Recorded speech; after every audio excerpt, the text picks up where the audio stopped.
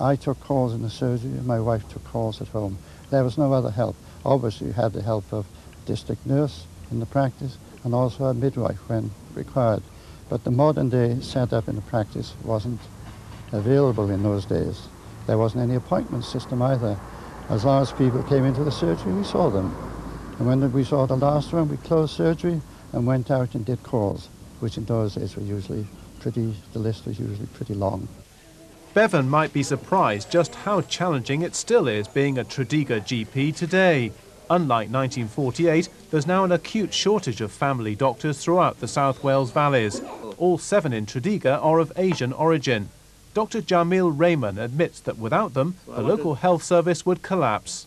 Because even in Asian young generation who are going to universities or medical colleges, they don't want to come and work here. They don't want to? They don't want to. So what's going to happen to medical cover in the long term in Tredegar? Yeah. I don't see anything in any bright future. No. I'm worried about it. You think that the area will simply run out of GPs? I hope not, but it seems to be at the moment, yeah. It might. It seems that 50 years after the town inspired Bevan's NHS, doctors find the workload here too much. Peter Cullimore, Wales Tonight, Tredegar.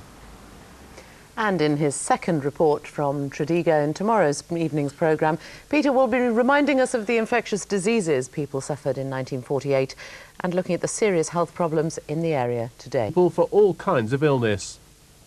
50 years ago, this ward would have been full of people suffering from killer diseases like TB, diphtheria, polio and whooping cough, which today, thanks to new drugs and vaccination, have been largely eradicated. It could be summed up in the one word infection, because you had diseases like pneumonia, ear infections in children, eye infections, bronchitis, pneumonia, and all those sort of things. They weren't really treatable until the advent of antibiotics and sulfonamides. And of course, when the health service came in, they were freely prescribable, and the incidence of those complications dropped.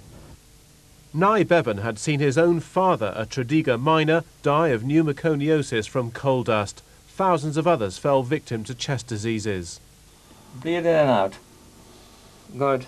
Okay. The pits have gone, but their legacy of ill health remains in the town. 64-year-old ex-miner Bryn Morris, who worked underground for more than a decade, suffers from pneumoconiosis, bronchitis and emphysema.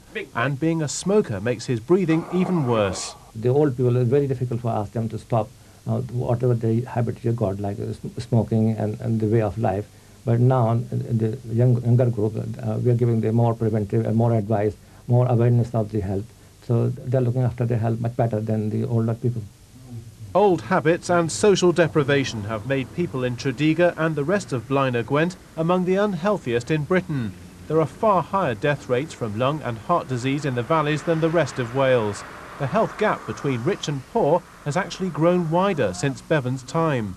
I think what has seen the change is that we've brought the rest of the UK up to Tredegar's health standards in terms of provision of health services, though here locally those services, certainly in secondary care, are now provided down in Abergavenny about 15 miles away.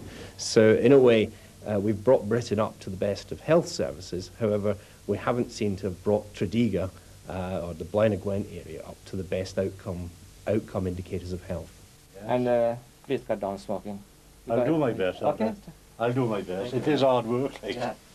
Despite all Nye Bevan's efforts, 50 years on, his town is still less healthy than it should be.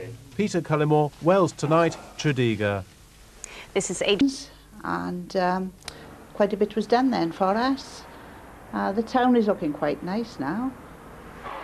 In sport, too, there are signs of improvement.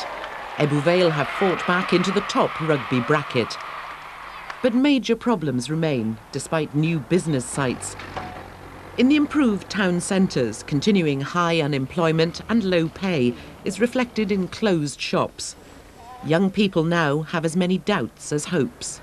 Sadly, people now have literally got to move out of Ebbw Vale to find work, to survive, I should imagine. I mean, I can't see any future for me in Ebbw Vale for work.